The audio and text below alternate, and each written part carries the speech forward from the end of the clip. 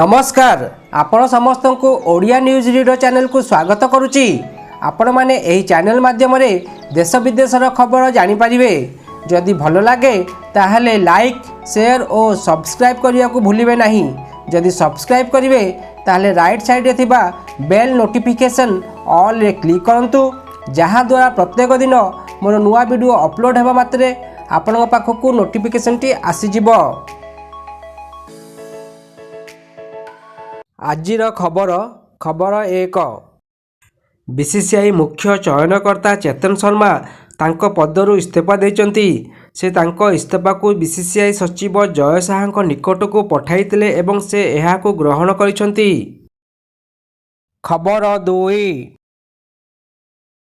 पनीपरिबा संरक्षण पई राज्य में 1000 क्षुद्र शीतल भंडार निर्माण करा जिवो। ग्रामांचल जो स्थान में पनीपरिबा उत्पादन अधिक हेउथिबो सेठारे एही शीतल भंडार स्थापन करा जिवो। प्रत्येक केन्द्र संरक्षण क्षमता 10 रु 15 मेट्रिक टन हेबो। गुरुवार भुवनेश्वर ठारे कृषि और कृषक सशक्तिकरण विभाग पक्षरु आयोजित कृषि ओडिशा अवसर में विभागीय प्रमुख सचिव अरविंद पाढ़ी एही सूचना दैचंती। खबर 3।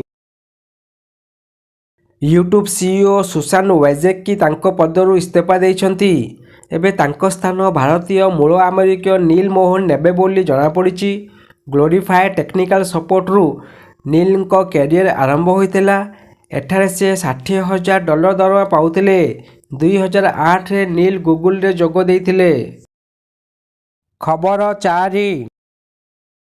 व्यवहारकारी सुविधा को दृष्टि रखी व्हाट्सएप आनी नुआ फीचर्स।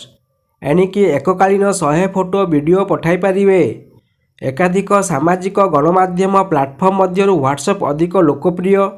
वार्ता हेउ अबा फोटो किंबा वीडियो प्रेरण पई यूजर्स व्हाट्सएप उपरे ही अधिक विश्वास करथांती एवं एहार सर्वाधिक व्यवहार होइथाए। खबर 5।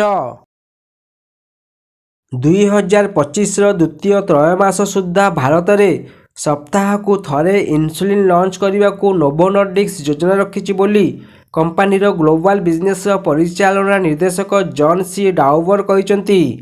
डेनमार्क स्थित नोवो नॉर्डिक्स सप्ताह को थरे इन्सुलिन व्यवस्था उपरे काम करुछि, जहाँकि भारत में 7.7 कोटी रु अधिक मधुमेह रोगी बेस गेम चेंजर साब्यस्त हो पारे, जेउथुरु 50 लाख रोगी इन्सुलिन उपरे निर्भरशील। खबर 6। ओडिशा को मिलबनी स्वतंत्र राज्यपाह्य मान्यता। प्रेसमिट रे स्पष्ट कले केंद्र अर्थमंत्री निर्मला सीतारमण।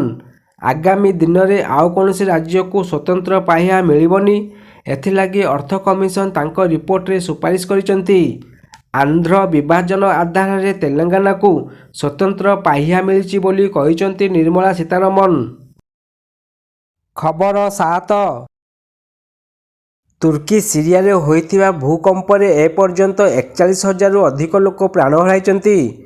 तुर्की प्रभावितों को साहाय्य करिया पई भारत सहायतार हाथ बढ़ाइतिला। एथिपई भारतीय एनडीआरएफ टीम साहाय्य पई तुर्की जाइतिला। एही टीम सेठारे उद्धार कार्य करिसारिया परे शुक्रवार भारत फेरिचंती। सेथिपई उक्त टीम को गाजियाबाद भव्य स्वागत करा जायछि। टीम तुर्की छाड़िया बेले आदाना विमानबंदर स्थानीय लोके ताली बजाई एनडीआरएफ टीम को धन्यवाद जणाइथिले। खबर 8। झारखंड रे नक्सल माने आतंक सृष्टि करिसंती। नक्सल मानक विरुद्ध रे लगातार ऑपरेशन परे चाईबासा जिल्लार चक्रधरपुर परी बहु जनबहुल सहरांचल निकट थिबा गोइलकेरा पुलिस स्टेशन अंचलर कदमडीहारे अवस्थित पंचायत भवन को विस्फोरण कराଯାଇଛି। नक्सल माने झारखंडर मुख्यमंत्री हेमंत सोरेन का नाम नहीं पंचायतर द्वार निज दाबी रखिचंती। खबर 9। उत्तर प्रदेश कोटी कोटी अभिभावकों पाई बड़ खुशी खबर। कारण राज्यर योगी सरकार कोरोना काल रे स्कूल गुड़िक आदाय करिथिबा फीस 15% अर्थ फेराइबा को किंबा ताहाको आगामी फीस रे एडजस्ट करिया को निर्देश दैचंती। एथिपाई स्वतंत्र सचिवों तरफ समस्त जिल्लार डीएम एवं जिल्लार विद्यालय निरीक्षकों को आदेश जारी करा जाई अछि। खबर 10। 2021-22 ଆର୍ଥିକ ବର୍ଷରେ ଦେଶର ସର୍ବାଧିକ ଚାନ୍ଦା ପାଇଥିବା ଆଞ୍ଚଳିକ ଦଳ ତାଲିକାରେ ବିଜେଡି ଦ୍ୱିତୀୟରେ ରହିଛି। ନିର୍ବାଚନ କମିଶନଙ୍କ ପାଖରେ ଦାଖଲ ହୋଇଥିବା 29ଟି ଆଞ୍ଚଳିକ ଦଳର ବାର୍ଷିକ ଅଡିଟ୍ ରିପୋର୍ଟ ଅନୁସାରେ ଡିଏମ୍କେ ଶୀର୍ଷରେ ଓ ବିଜେଡି ଦ୍ୱିତୀୟ ସ୍ଥାନରେ ରହିଛି। ଡିଏମ୍କେକୁ 308.14 କୋଟି ଟଙ୍କା ସ୍ୱେଚ୍ଛାକୃତ ଚାନ୍ଦା ମିଳିଥିବା ବେଳେ ବିଜେଡିକୁ 291 କୋଟି ଟଙ୍କା ଚାନ୍ଦା ମିଳିଛି।